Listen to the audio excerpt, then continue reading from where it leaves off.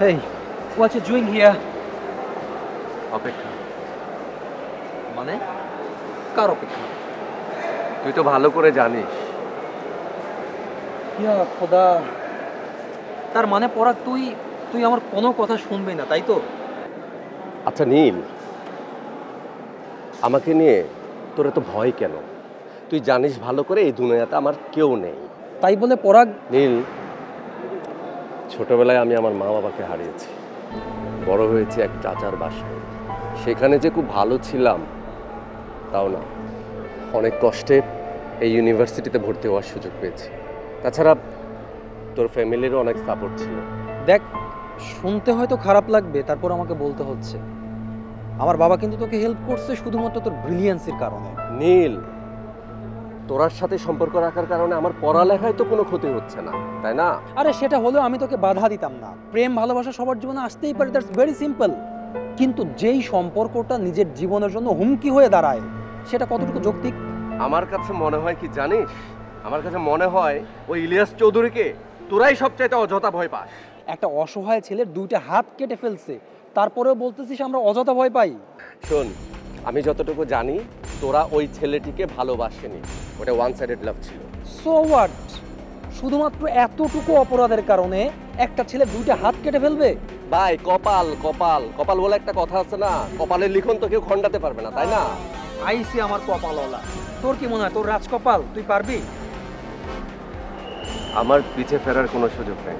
আমি এখন তোরা ছাড়া আর কিছু ভাবতে চাচ্ছি না। শোন, টেনশন করিস না, সব কিছু ঠিক হয়ে যাবে। It will be fine. ভালো থাক। পরাগ, দেখ, বোঝার চেষ্টা কর পরাগ, ট্রাই টু আন্ডারস্ট্যান্ড পরাগ।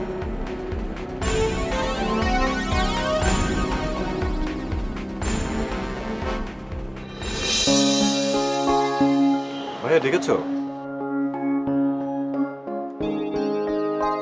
কি অবস্থা আবির? এই তো খুবই ভালো। তা তোমার চাকরি কেমন চলছে? চাকরিটা নিয়ে একটু টেনশনে আছি। চাকরি নিয়ে টেনশন? আরে আবার কি হলো তাতে বুঝলাম না। চাকরি তো করিস না, তুই বুঝবি না। অফিস পলিটিক্সে পড়ে গেলে যা হয় আর কি। এই জন্য ভাইয়া ছোটবেলা থেকে চাকরি করাটাকে আমি মোটেও পছন্দ করছি না। স্বপ্ন ছিল ব্যবসা করব, ব্যবসা করছি, স্বাধীন চেতা জীবন, আমি মালিক, আমি কর্মচারী, আমি সব কিছু। হ্যাঁ, কারো মুখাপেক্ষি হতে হচ্ছে না, কাউকে স্যার বলতে হচ্ছে না, বস বলতে হচ্ছে না। বলতে পারো আমার রাজ্যে আমি রাজা। হ্যাঁ, আমার তো আর এখন কিছুই করার নেই, বয়সও হয়ে যাচ্ছে, ট্র্যাকও আর চেঞ্জ করতে পারবো না। আচ্ছা, এখানে বেশি প্রবলেম মনে করলে অন্য কোথাও ট্রাই করো।